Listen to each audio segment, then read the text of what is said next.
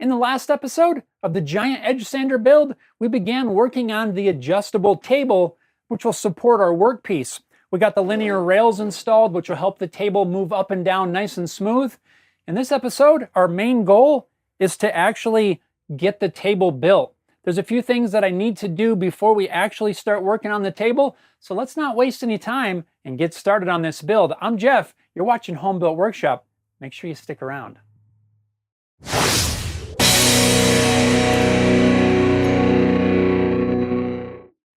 What's going on, everyone? Welcome back to the workshop. I hope all of you are doing awesome today. We're not going to waste any time. We're going to jump right back in here and keep working on this table. There's one thing that I want to work on before I actually start cutting any material for this tabletop. Right now, these linear rails are all independent. They can all move at different heights.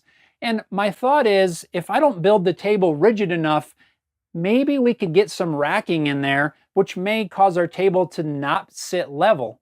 I want to use some angle iron to kind of tie these brackets together. That way they'll move a little bit more in sync with each other. Since these brackets that clamp onto the shaft have bolt holes already on here, I think this is going to be really quite easy to do. We'll just mark the hole locations in our angle iron, drill those holes, and then we can bolt this together. I think this is going to be super easy for these brackets in the front because they'll be able to move up and down together. We'll have to do something a little bit different on these two linear rails to lock them together because we have the sander in the way. So maybe we'll just tie it together with the brackets on the bottom with another piece of angle iron. I'll line up the angle iron where I want it to go and temporarily clamp it in place using some small C-clamps. Then I just need to trace the hole locations with a pencil through the holes in the bracket and onto the angle iron. Then we can just drill those out over at the drill press.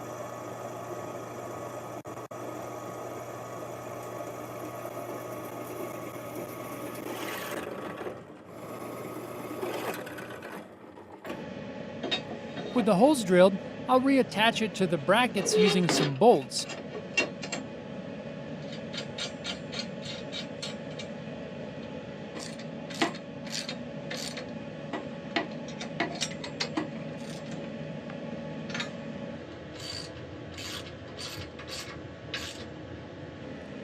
And that ties the first pair of linear rails together.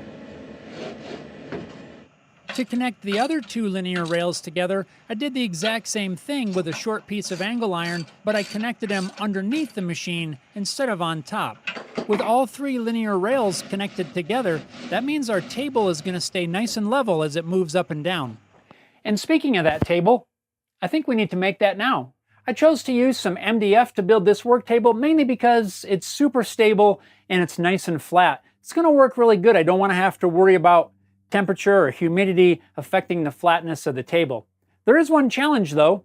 I'm going to have to do a few of these next steps outside because the size of the material just won't fit in here. I don't have room. I picked up a 4x8 sheet of 3/4 inch MDF. I did have the big box store rip it into half, so I have two 8-foot long, 2-foot wide strips, and there's just not enough space in here. I want to have a 10-inch wide work surface on the front of the machine. So I'm going to lay out a couple of lines here to tell me about where that 10-inch width is going to be.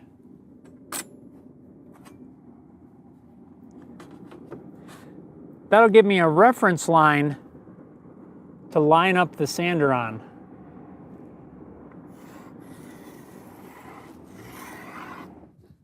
Ugh.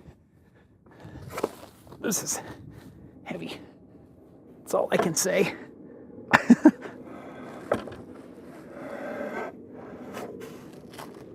Get off my glove.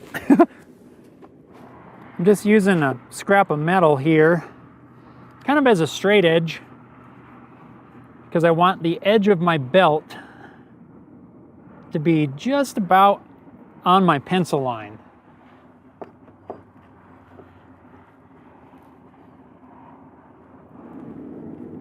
Now I'll just use my straight edge as sort of a compass.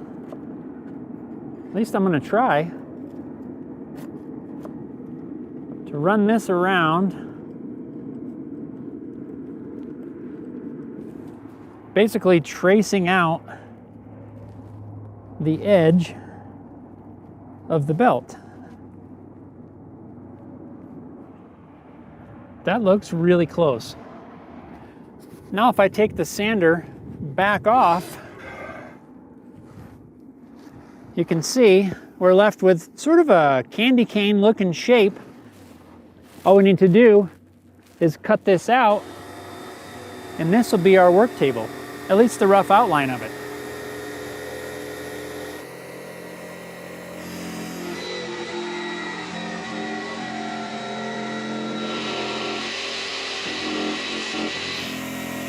I decided that it would probably be a good idea to round off the corners at the end that wraps around the belt, because if I leave a square corner, I know I'm going to be the one to smash into it.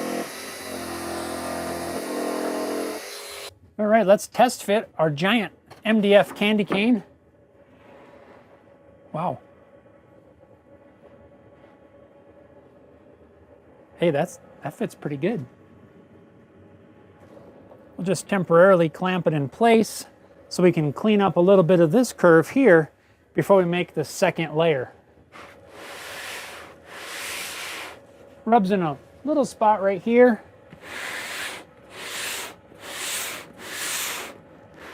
Probably just use the belt to clean that up. Now I'll just spend a few minutes with a sanding block with some sandpaper attached just to smooth out these curves and make sure there's no irregularities.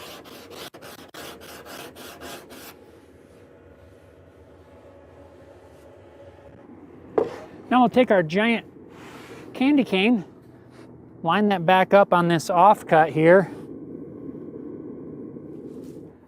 I'll trace out one side.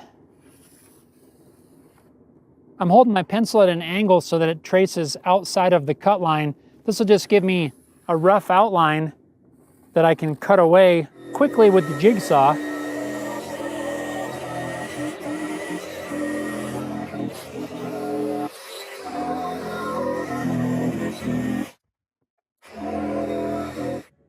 Now I'll take my slightly oversized piece and I'm going to glue that to the first piece that I already cut. This will give me a double layer work table that's 1.5 inches thick. That should be plenty enough material to keep this table nice and flat for a long time.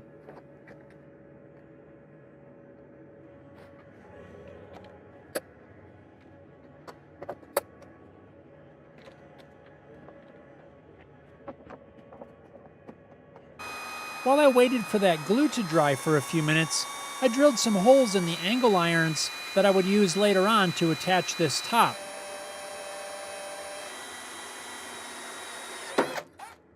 And now it's time for what I would call the messiest part of this entire project. I'm using a flush trim bit in my router to trim the second piece of MDF to exactly the same size as the first.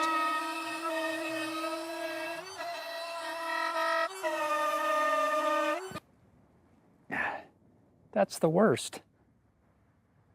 And to think, I thought for a minute that I would do this inside. Ugh, it's horrible.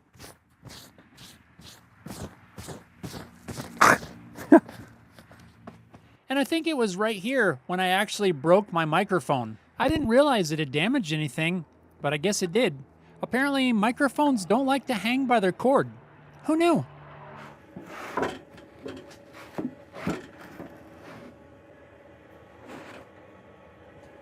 Test fitting the top, everything fits really good. I'm super happy with this. I'm impressed with how well it fits around this roller. I'm gonna pull this thing off for now and set it aside.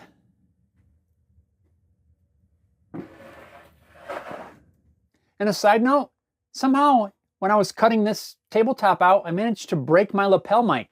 So now I'm gonna have to use this little thing here. Usually my lapel mic clips into that. That way I don't have this block sitting here, but somehow I broke it. I guess it's not as durable as I thought. So I'm now in the market for a new lapel mic. If any of you have any good suggestions for a good, durable, heavy duty type of lapel mic that sounds good, let me know. Leave it down in the comments because I'm gonna need a new one now. For now, we're just gonna use this and keep on rolling. The next thing I need to work on is getting this hand crank mounted.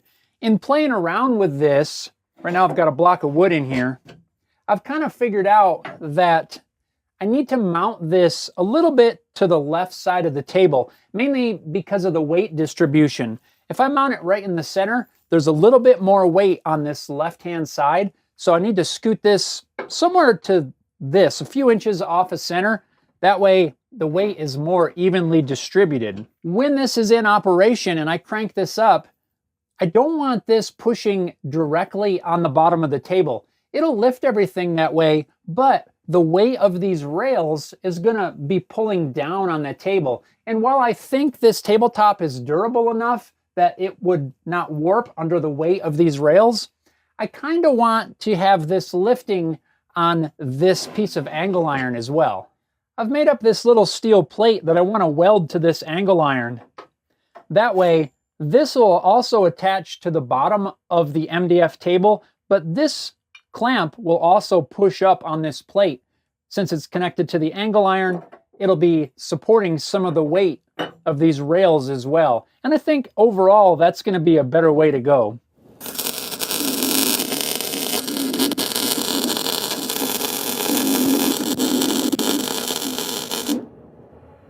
I have a little 3D printed bracket that I'm going to use to hold the end of this hand crank to the bottom of the table.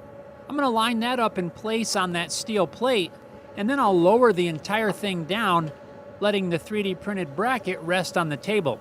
Then I'll just trace the whole location onto the tabletop, and this will mark where I need to drill. I just realized that in order to be able to drill this hole out, I probably need to pull this rail back off again. That's fine. It's not surprising that you have to take things apart 100 times with a project like this. Sometimes you just don't know your exact order of operations until you find out. Ow! Pinch my finger.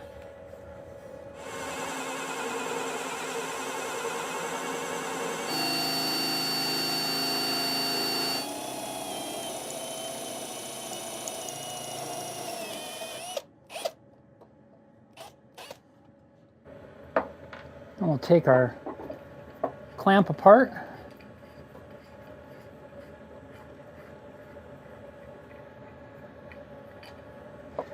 This little block that I 3D printed is really just to kind of hold everything in place because there's no mounting holes in this plate. Now, when I built the acoustic guitar side bender, I drilled mounting holes in this and it worked out okay, but I thought it might be a little better if I could do this without modifying it. So I just made this little 3D printed bracket. And all it does is just surround this thing and kind of just capture it. This is what will attach to the tabletop. This will still sit flush against the tabletop, so this piece won't really be supporting much, if any, weight. It's just holding this bracket in place.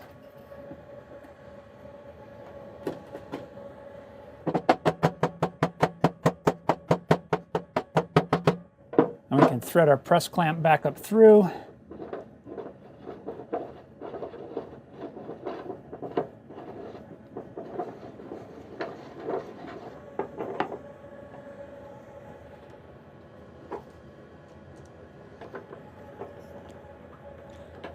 This is something else that's probably going to have to come off a time or two, especially when it comes time to insert those screws. So there, now you can sort of see how this is going to raise and lower the entire table. So I've got the angle iron piece bolted back into place, and I also spent a few minutes off camera reinstalling the motor. I'm ready to bolt the table on, but before I do that, I wanted to make sure that the sander is exactly where it needs to go. I want to make sure it lines up with the motor. Everything is in place. It all lines up, spins nice, and I even added some bolts to those L brackets in the back of the sander. So this is now bolted in place to the table. We're ready to drop this work table in place and get it secured. Come here, giant candy cane.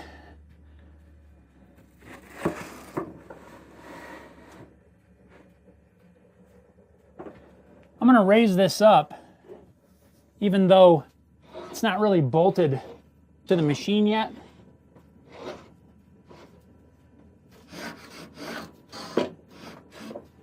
All right, now we'll get everything lined up.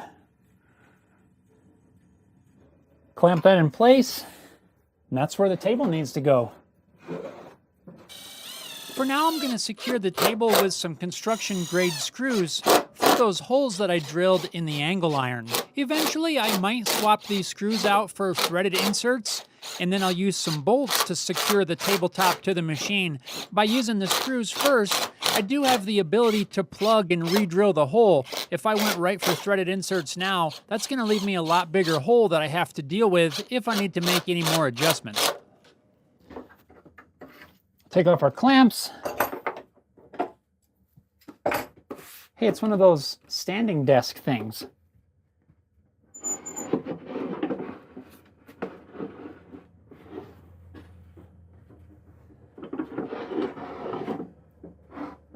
I think I'm going to plug it in and kind of let this belt self-clearance where it needs to.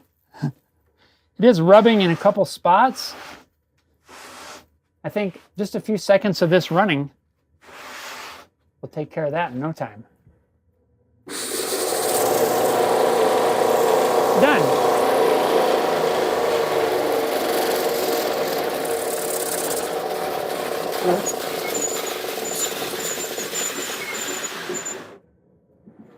I put a little bit of grease on the screw clamp here and a little oil back on the linear rails. They were oiled when I got them, but handling them kind of rubbed some of the oil off.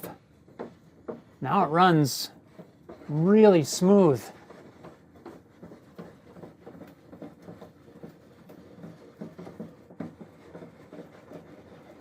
It works really nice.